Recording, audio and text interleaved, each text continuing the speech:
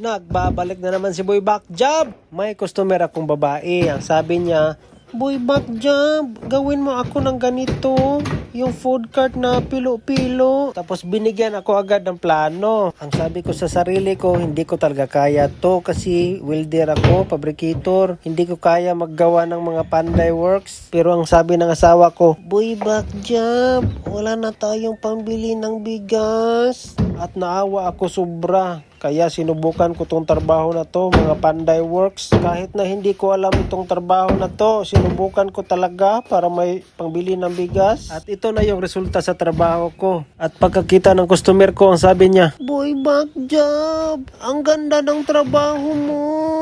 Napakalupit, napakalinis ng trabaho mo, Boy Back Job. Makabuang mo din yung mag-vlog-vlog. Og maura to, napagaw na ko. Wailame. Bye.